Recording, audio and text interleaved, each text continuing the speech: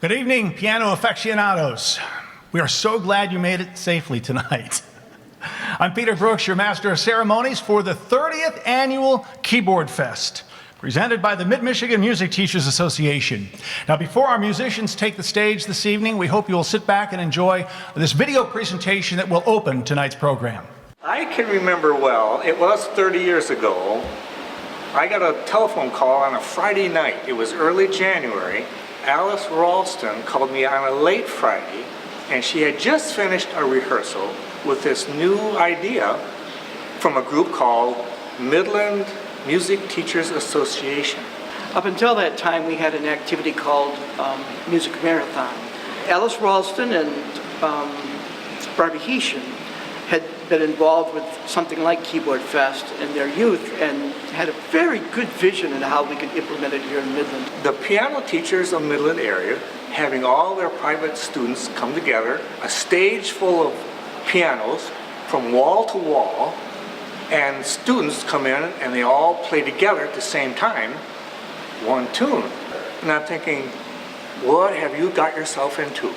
Barbara Heeshen, who was a member of our group, wanted to have what she called a monster concert, which soon became KeyboardFest.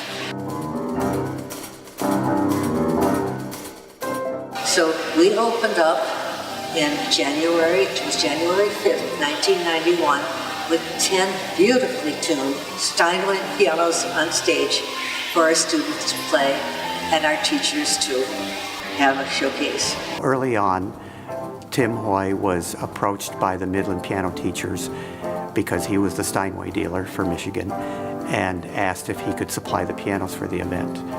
And that we've been doing for probably all but maybe 5 of the KeyboardFest events and have been so grateful to do that. Steinway & Sons feels like that's our part in supporting a great event like this, getting children to be excited and play the piano. When we started out, we had no idea that this would be 30 years later, we'd still be doing this. Piano playing in and of itself is a very solo experience, and when you come to the KeyboardFest, it's more of a group experience under the direction of a conductor.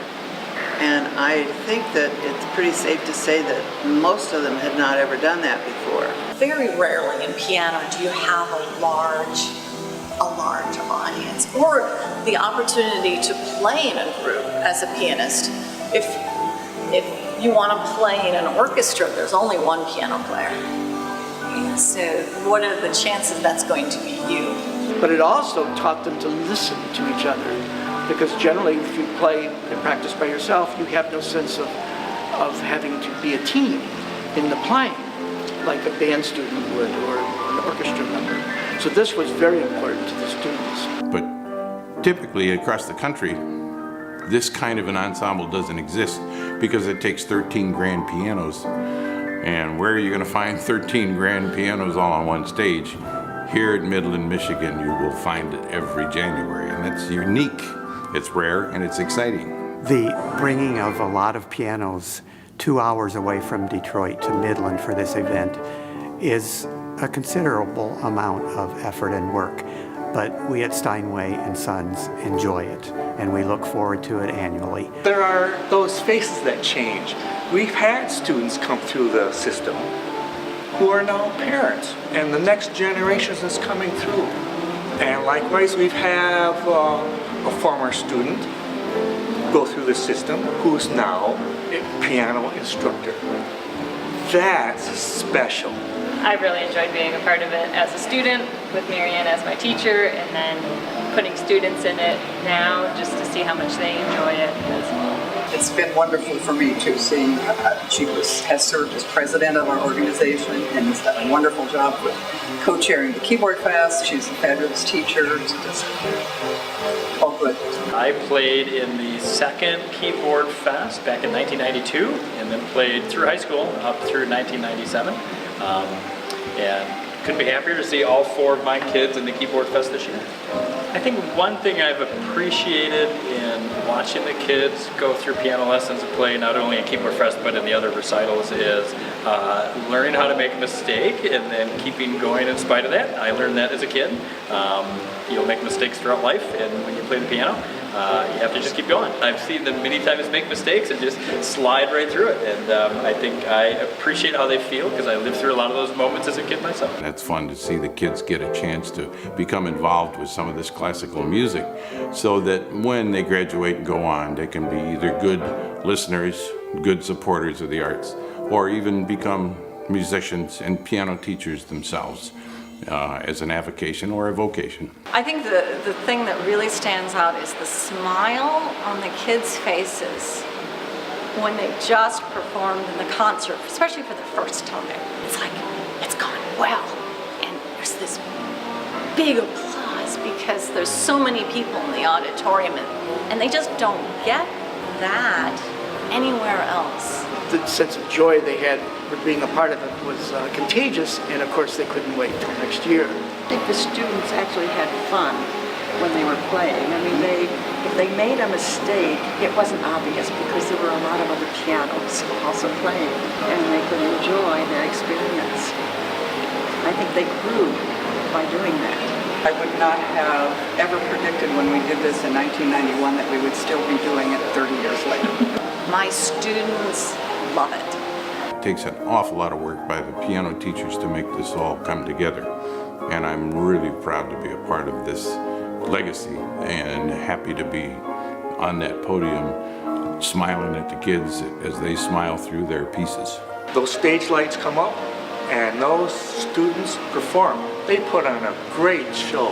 It's really rewarding for me to be part of that.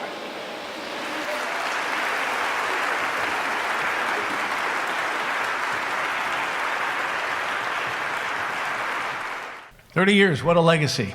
Ladies and gentlemen, would you please welcome our Mid-Michigan music teachers to the stage.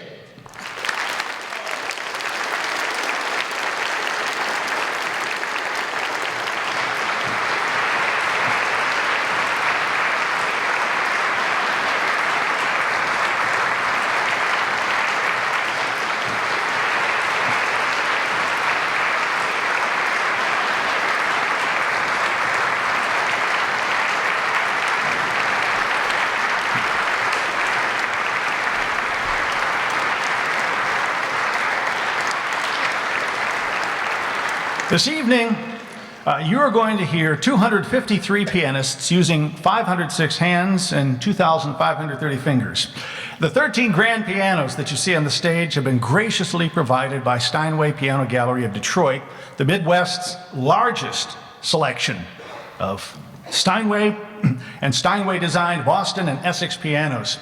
We hope you'll take some time tonight or tomorrow and look at these fine instruments that have been brought here for our use by Steinway Piano Gallery of Detroit. We could not present this evening without their generous support.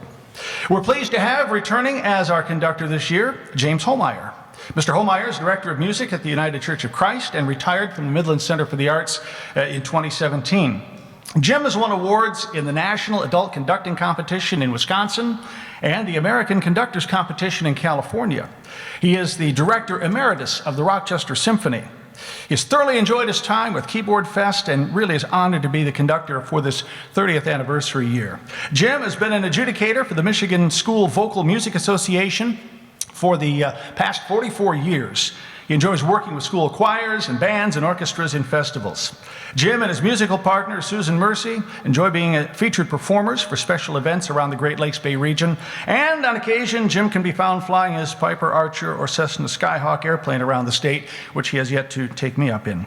The Homeyer Music Studio has grown to over 65 students, shared with Susan Mercy, from age 6 to 65. Students who study piano, trumpet, trombone, saxophone, violin, viola, and cello. Would you please welcome our conductor to the stage, Mr. Jim Homeyer.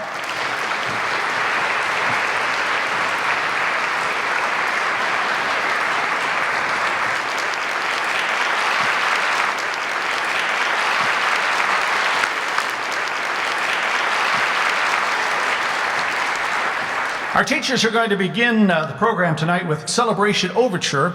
It was originally commissioned by the Mid-Michigan Music Teacher Association for KeyboardFest's 10th anniversary. They chose composer Catharine Rollin, who is a native of Detroit, to write Celebration Overture. You'll hear more from Miss Rollin a little later in our program this evening. This exciting, fanfare-filled piece serves to introduce our teachers to you with syncopated rhythms, exuberant pace, and shifts in tonality that all combine to build dramatically to the final chords and make a great start to our program tonight.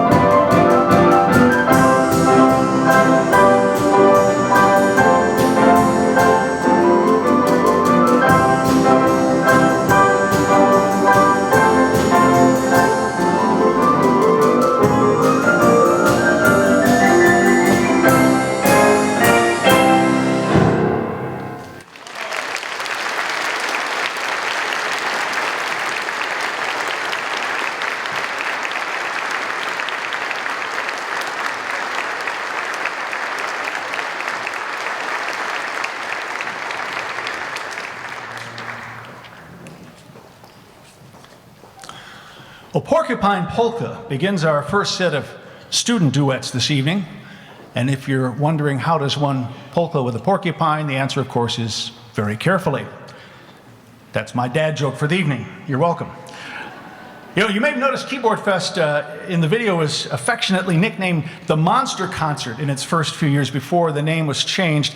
You think about 13 grand pianos on a stage, man, that can only be described as an unusually large monster event.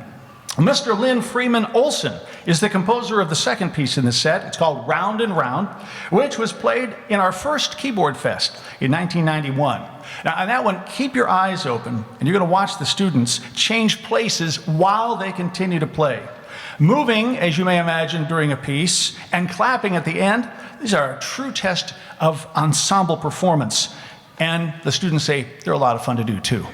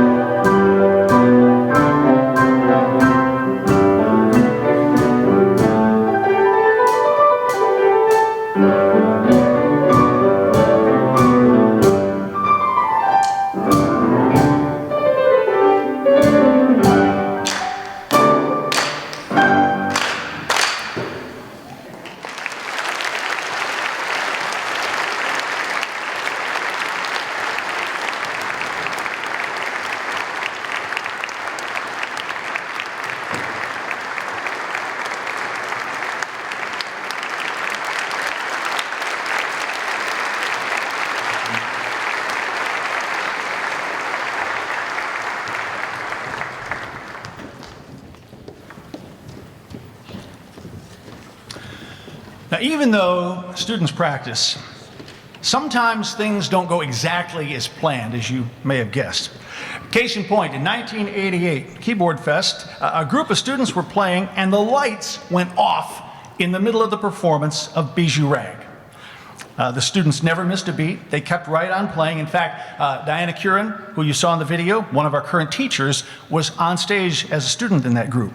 And when they were done, they got a rousing ovation, as you may have guessed. But what the audience didn't know is the lights didn't go completely out on the stage, and so the students were never left totally in the dark, and they were able to finish the piece. Tonight, the Ancient Lantern will light the way for this next set, and Main Street Shuttle follows, replete with jazz and blues idioms, which is going to give you a real toe tapper to enjoy.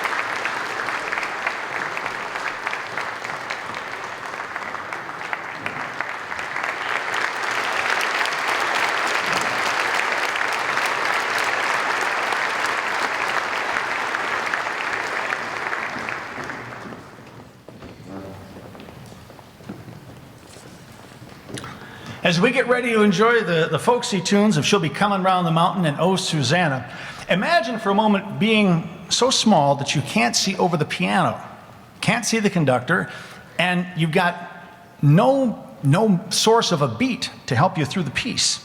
Well, that's what happened in that first ever KeyboardFest practice way back on January 4th, 1991. Now, as you probably know, usually a metronome is used to help keep the beat, and Tom Ryden became that human metronome. He came to the rehearsal Saturday morning toting his drum set. Of course, Tom did learn in future years to bring big drumsticks. Pay attention to the tempo now, because she's coming round the mountain driving 6 white horses.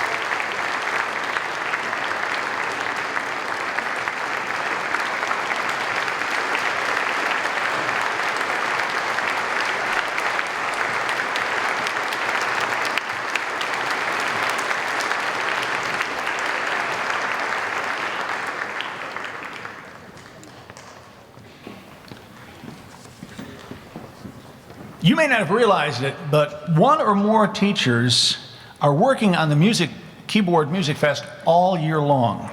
In December, prior to the current concert, new duet music is ordered from the distributors by Sue Littell of Herder Music Center in Bay City.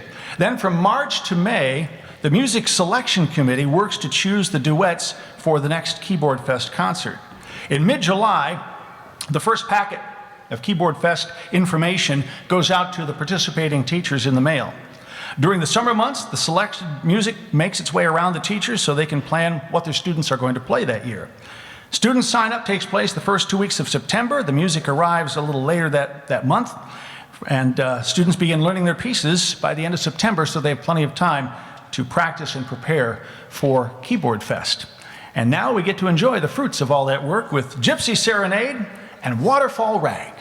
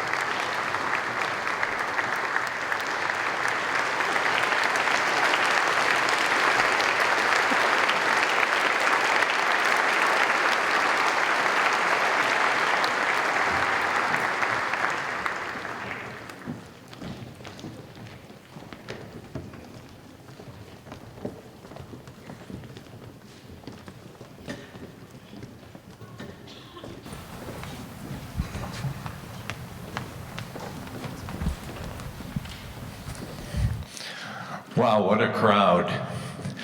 Good evening, everybody. I'm Tim Hoy from Steinway Piano Gallery out of Commerce Township, Michigan. And this is my 30th year of coming up here, I think.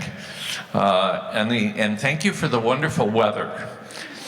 Actually, usually when I come up here, I need a toboggan to get the pianos in here through all the snow and very, very cold weather. I want to just say one quick word about the Midland area piano teachers. I've been in this business 52 years. I started when I was 12, and yeah, sure. And there is a group of ladies and gentlemen that teach in this town that are unparalleled anywhere in the United States.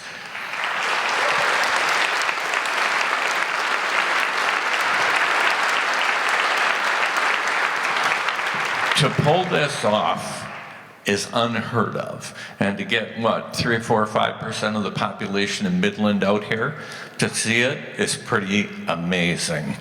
So thank you so much, parents, for all the support that you give to your children as well. And remember that playing piano is really like making art.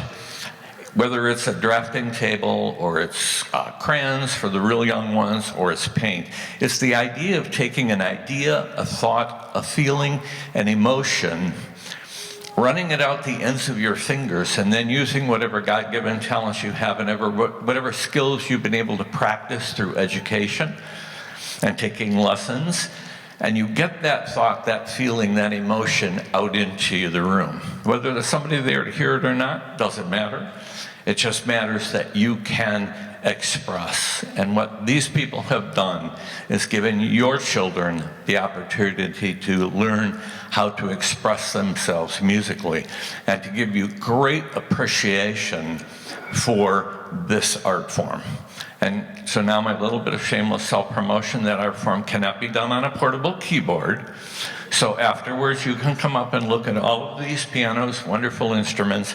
They're not all Steinways and they're not all expensive. So come on up and if I can, here's Wilbur Miller. He's my associate that's here tonight. He's our Director of Institutional Sales at Steinway. So thank you so much for parents, and I'm committed to this forever. Since I'm only 28 years old. Okay, thank you.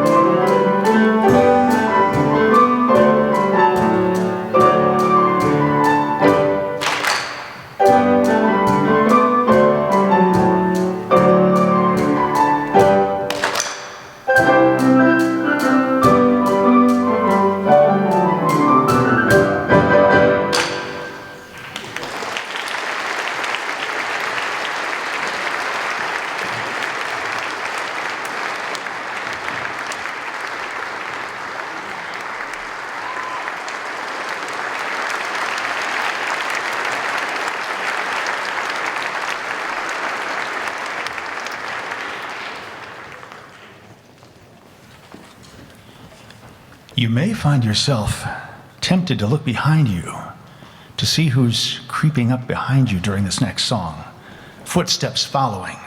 As you'll see, the dynamics of this piece make you feel like somebody is tiptoeing and kind of adds to that feeling that we've all had at one time or another. Maybe you're walking down a dark street and you hear footsteps behind you, and you turn around and no one's there. Or are they? The second piece, Restles Sea, tempers the unruly quality of a storm-brewing sea with the rhythmic sound of the waves. So the piece uses its minor tone to convey those unsettled feelings, but you'll find the repetition soothes them.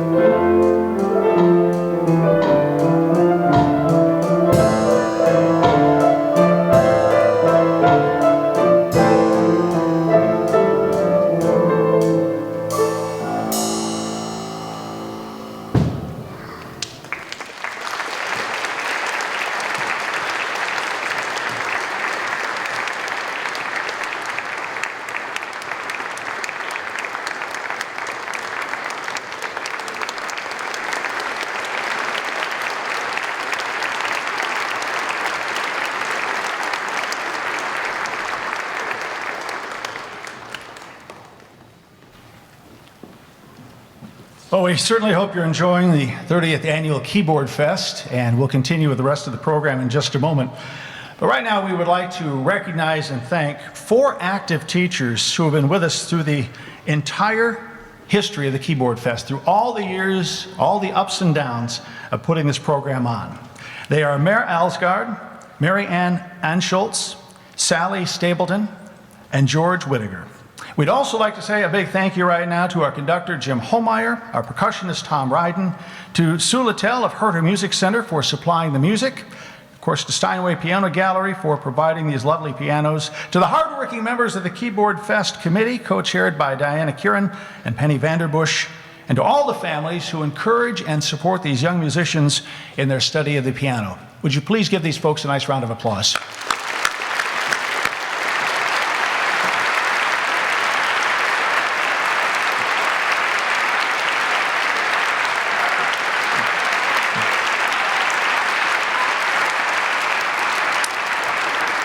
Occasionally, a piano composition will call for the performer to make sounds by not playing the piano.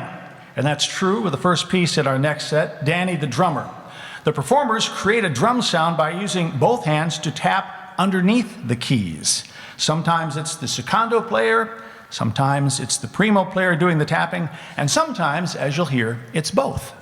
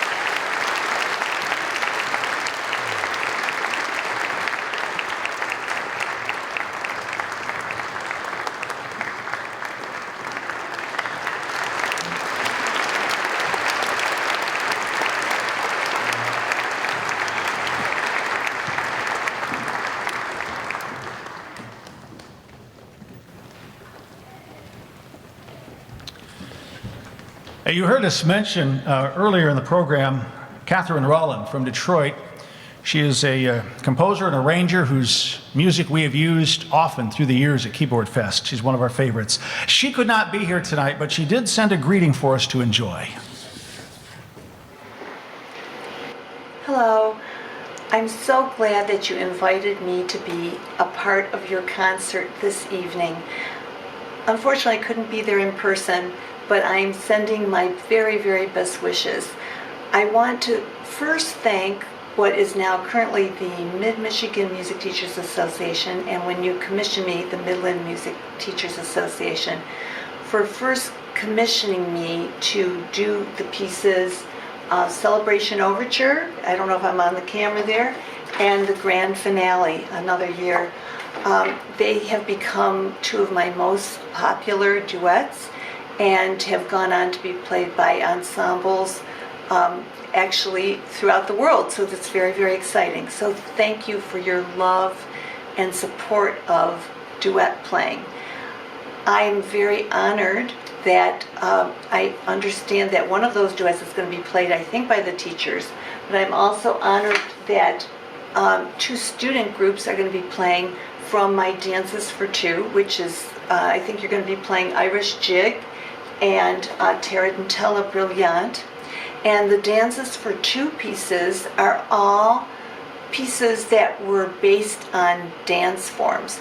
I grew up in a family, my parents were absolute lovers of ballroom dancing, and they didn't quite do the Irish Jig or a Tarantella around the house, but they did a lot of cha-cha and tangos around the house, and I developed a love of and passion for the relationship between dance and music. And so I hope you will enjoy those pieces very much. I thank you, your association KeyboardFest, and this 2020 celebration, because I believe it's been 30 years that you've been doing this wonderful celebration of ensemble playing amongst pianists. It's one of the greatest joys to not only share music as a musician and a pianist, but to share it with an ensemble partner, and then amongst not just your own ensemble partner, but a whole group of pianists. So it's very exciting, and I wish I could be there in person, but thank you so much for having me here on recording, and I wish you a wonderful concert. Thank you.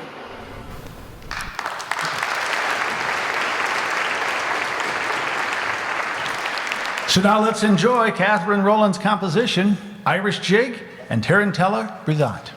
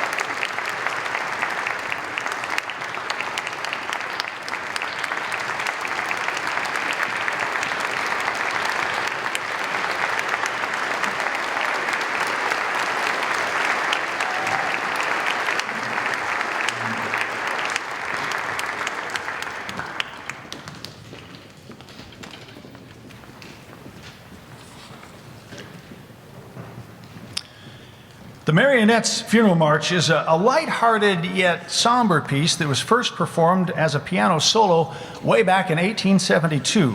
The piece tells the story of a marionette who has died in a duel, and we can hear the mourners making their way to the funeral. The composer, Charles Gounod, wrote a contrasting middle section that depicts the procession stopping for refreshments at an inn on the funeral route. You may recognize it as the theme song from Alfred Hitchcock's TV show, Alfred Hitchcock Presents. The second piece, Russian Wedding Dance, is a traditional song reminiscent of a Russian wedding or a Jewish bar mitzvah. Russian weddings last at least 2 days with lots of music and dancing and food, and don't even try to stop your feet from tapping along on this one.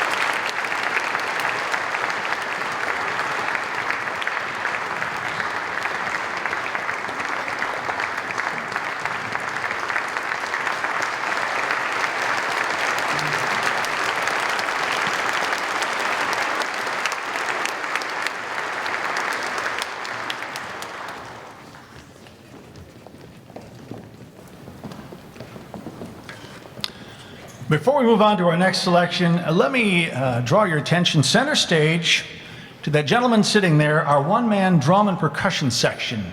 And it's Tom Ryden. Now, over the years, Tom has become a much appreciated and welcome fixture on stage. He has been the percussionist, in case you hadn't caught this earlier, for all 30 KeyboardFest concerts. Year after year, he's been helping our performers keep a steady beat. Tom is a Dow Chemical retiree, but thankfully he hasn't retired from his musical pursuits. So please, one more time, a nice round of applause for our awesome percussionist, Tom Ryden.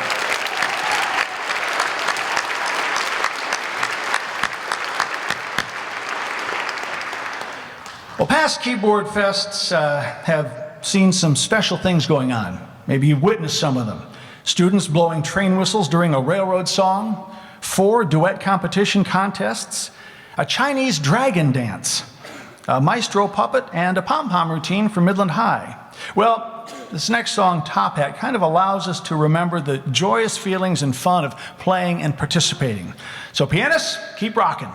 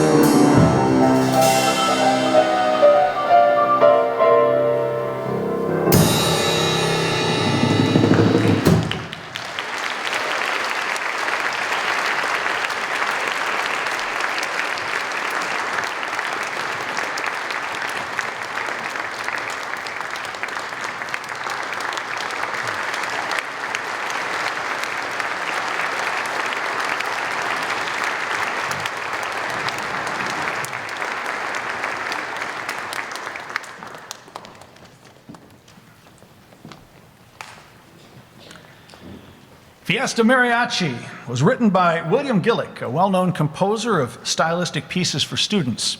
Now, Gillick recreated the sounds of the Mexican mariachi, the traditional folk guitar music. It includes actually two Mexican guitars, the vihuela, which provides the high-pitched rhythm, and the guitarron, which thumps out the bass line. Now, since we're using the piano to recreate this style, try and listen closely to see if you can pick up the sound of the trumpets, the violins, and of course the guitars. Then as you enjoy the Winnsboro Cotton Mill Blues, listen closely.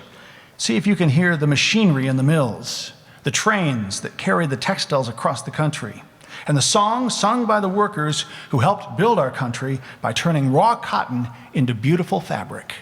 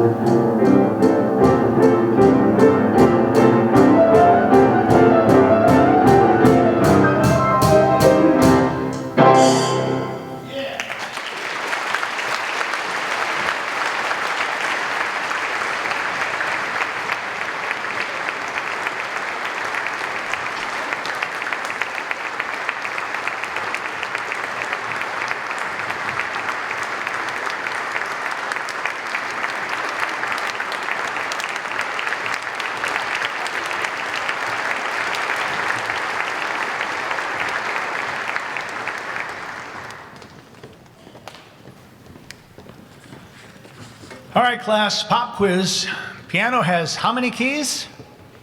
88, that's right. And First Jazz is going to allow the students to tickle those ivories with a really pleasant tune for you. You know, one of the most challenging aspects of KeyboardFest that you may not realize is the fact that it's really hard for the pianists to hear themselves. Actually, they can hear best the piano that's right behind them, so this becomes a good exercise in listening. Students are told to keep playing, no stopping, no matter what. Well, unless, of course, the smoke alarm goes off during rehearsal, which it actually did one year, and everybody had to leave the building for a little while. But not to worry, we're not going to ask you to leave the building tonight. Instead, we want you to sit back and relax and enjoy I Want to Be a Spy by inventor, music minister, teacher, and composer Christine Strelo-Wolf. I love the fact that on this song, the tempo is marked as sly with trench coat collar up and hat pulled down low.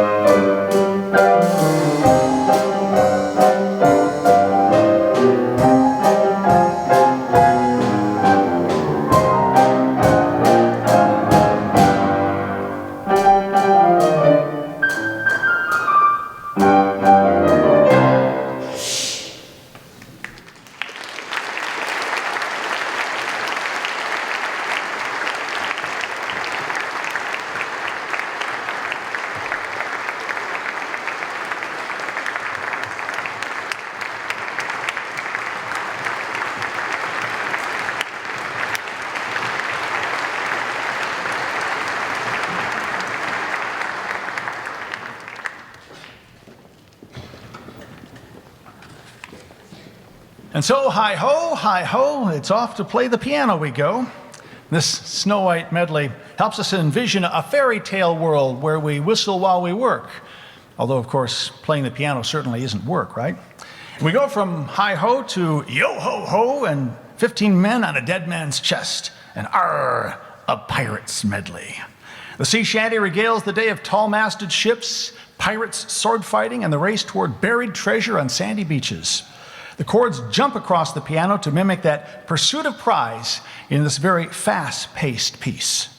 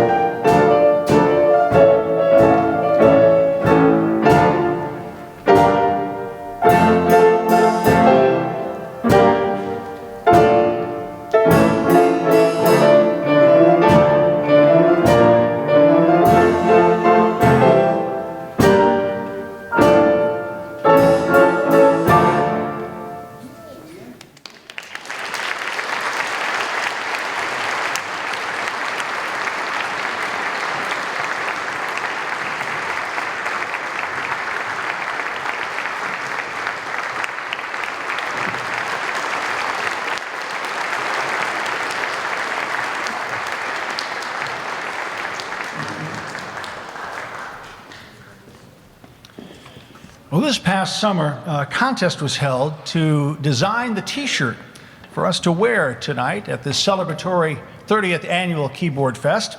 And Katie Watkins created this awesome winning design that you see us wearing tonight. So would you please congratulate Katie as Mr. Holmeyer presents her with her award?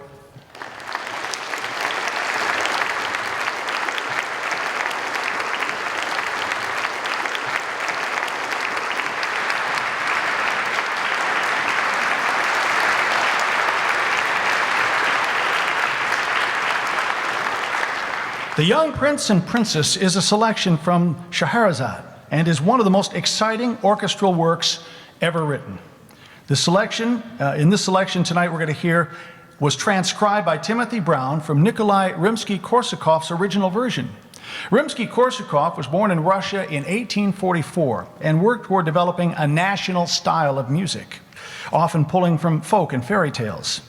Scheherazade is his symphonic poem of an Arabian princess who saved her life by telling exciting stories to the Sultan, her husband, for 1,001 nights. And the name Hopak is derived from the Ukrainian verb that means to jump. And Mussorgsky wrote this strongly rhythmic Ukrainian folk song, Hopak.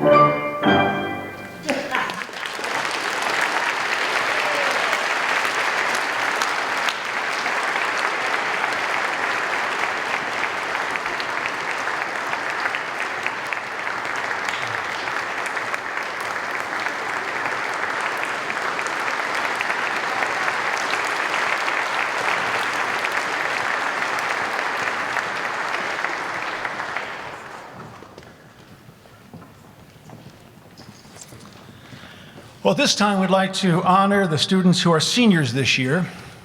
You know, music enriches our lives, and it's a skill that lasts a lifetime. And seniors especially, we hope that all of you will continue to make music a part of your life and your future.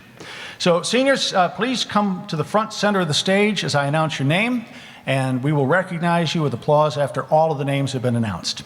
So our senior list begins with Kevin Chang, Nate Fosdick,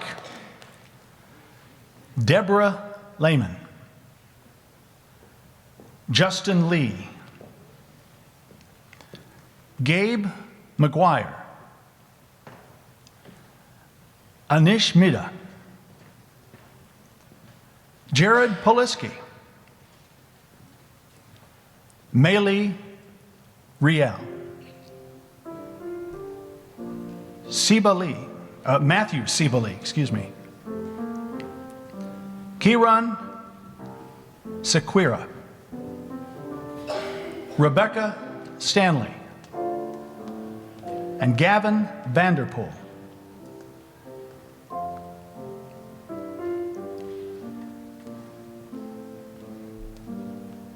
How about a nice round of applause for our graduating seniors?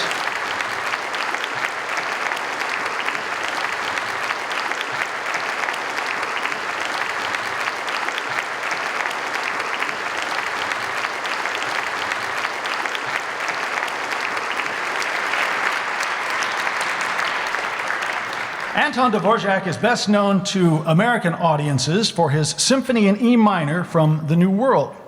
Although Dvorak lived in America for 4 years, most of his music reflects the folk songs and dances of his native land, which is now the Czech Republic.